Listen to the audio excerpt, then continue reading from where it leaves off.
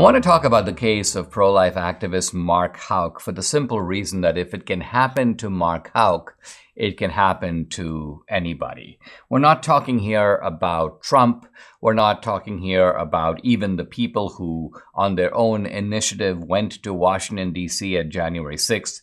We talk about a guy who's involved in politics, but really not even so much at the ideological or partisan level, more at the ethical level.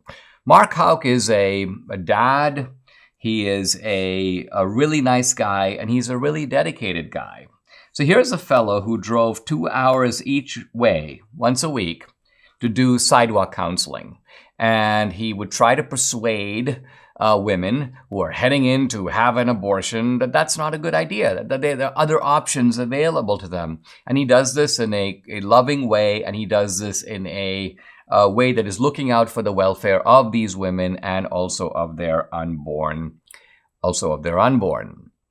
Well, it turns out that on October 13, 2021, Mark Houck, accompanied by his 12-year-old son, and that in itself is interesting. He apparently was a dad who had a good relationship with his son. His son, too, was involved in pro-life activism. The two of them go together.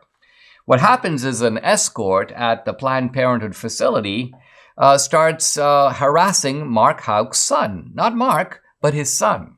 And he starts making crude and antagonistic remarks and kind of going in the son's face. And what does Mark Houck do? He pushes him away. So the guy evidently claims that he, quote, fell back. But according to reports at the time, he didn't have any wounds. He didn't have any injuries. It's not like he fell on his head and cracked his head open. None of that. By the way, there was someone called the local officials. They came on the scene. They looked around. They go, okay, well, this was an argument. There seems to be no harm done. Now, the escort, the fellow who got pushed, filed a criminal complaint, but it was thrown out. In fact, it was thrown out because the guy didn't even bother to show up in court. And so immediately after that, the DOJ gets involved. And what do? They accuse Mark Houck. Well, first of all, they raid his house. 15 to 20 armed FBI agents arresting him in front of his wife and children. Think of the kind of trauma of that alone. Then they accuse him of violating the FACE Act. And the FACE Act basically says you can't interfere with the provision of reproductive services. You can't interfere, for example, with a woman, let's say, who has made the decision and is getting an abortion. You can't block that from taking place. This, of course, is at a time when Roe versus Wade was in effect and abortion was obviously legal across the country. So Mark Houck is facing 11 years in prison. Imagine if this dad, this good guy, for pushing some guy, for getting in the face of his kid, gets 11 years. And think of the injustice of that. And the DOJ is okay with this. In fact, they're pushing for it. Well, the Thomas More Society, to their credit, decides to defend Mark Houck. It goes to trial. And Mark Houck very happily is acquitted on all charges. Now, for a while there, for a day or so, the jury was deadlocked, which I find troubling. This means that there were actually probably some people in the jury that perhaps wanted to convict him or just weren't sure. But I'm guessing that those people were a minority and the majority prevailed on them. That's why you get the acquittal. By the way, the acquittal is produced by all jurors agreeing that he didn't do it. Now, let's just think about you have a FACE Act, which, by the way, is, I think, a stupid law to have in the first place, but you have it.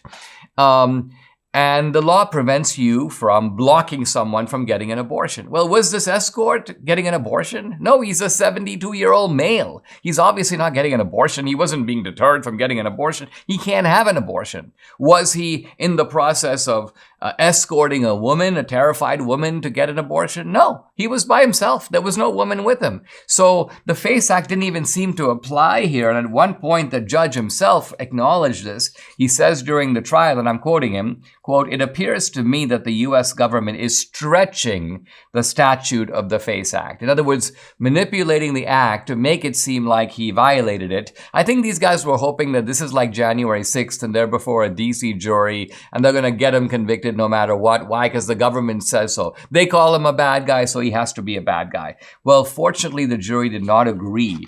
Fortunately, the jury looks at the facts and they go, this is absolutely absurd. The idea of putting a father of 5 or is it 6?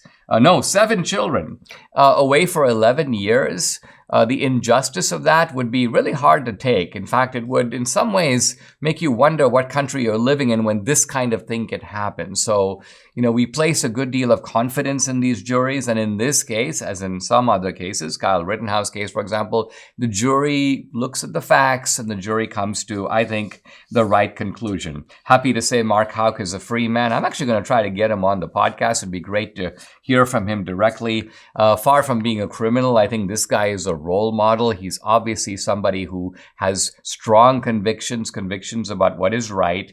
He's also, in a way, being the leader of his family. He's providing an example to his family, and there is his son following in his footsteps. His son, by the way, testified on his behalf in the trial, a trial that I'm happy to say produced a good outcome.